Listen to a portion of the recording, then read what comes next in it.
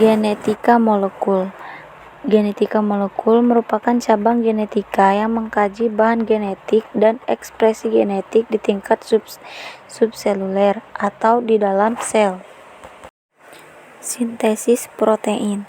Sintesis protein adalah proses di mana kode genetik yang dibawa oleh gen akan diterjemahkan menjadi urutan asam amino. Asam amino ini akan membentuk protein, sedangkan protein nantinya akan berfungsi sebagai zat penyusun dalam tubuh. Sintesis protein juga bisa diartikan sebagai proses pembentukan protein yang melibatkan DNA. DNA sendiri merupakan materi genetik yang terdapat di dalam sel makhluk hidup. Untuk tahapannya sendiri, sintesis protein terdiri dari 2 tahap, yaitu transkripsi dan translasi.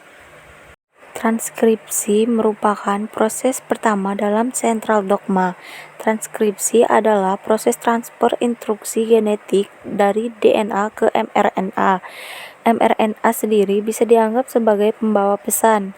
DNA terletak di dalam nukleus, sedangkan pembentukan protein terjadi di bagian ribosom.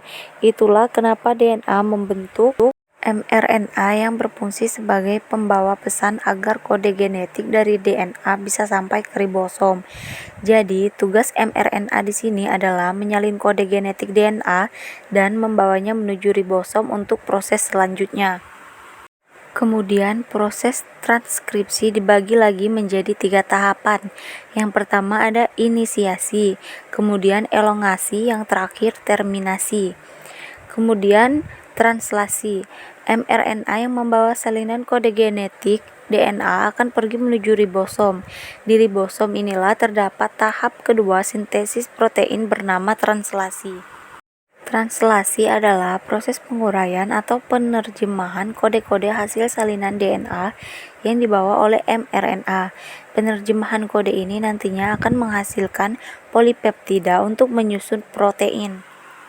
Sama seperti transkripsi, translasi juga terbagi menjadi 3 tahap, yaitu yang pertama inisiasi.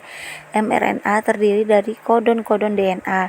Di tahap inisiasi, kodon pertama atau kodon start akan bertemu dengan ribosom.